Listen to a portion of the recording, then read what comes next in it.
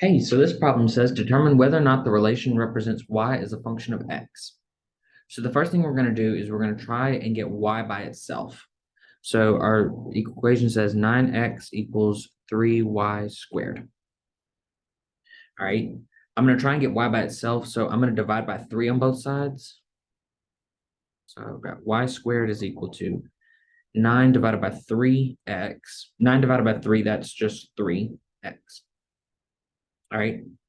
So I have y squared equals 3x. Now, this squared right here on the y, I'm going to take a square root of both sides.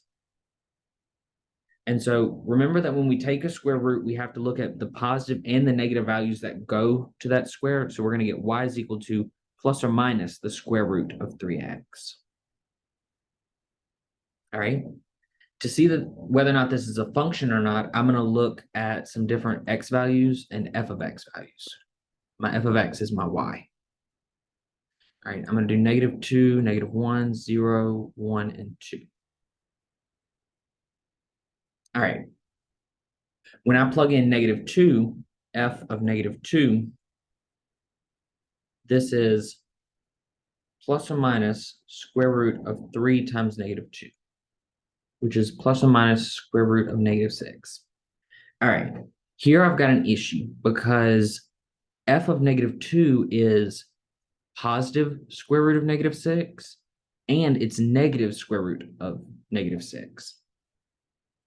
This is an issue because I have two values, and my definition of a function says that for every element of the domain, there's only one element of the range that it maps to. But here I have -2 maps to positive square root of -6 and negative square root of -6. All right. Ignoring the fact that like we can't really take square roots of negatives, it maps to two different things. We could plug in f of 2 and get the same thing. F of 2 is plus or minus square root of 6. And so we get square root of positive 6 and negative square root of 6. This is a problem. My 2 maps to two different things. My one element of the domain maps to two elements in the range. So it's not a function. This is not a function. This is not a function.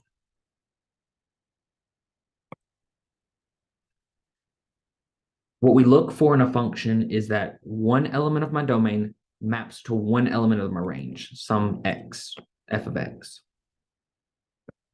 in the range.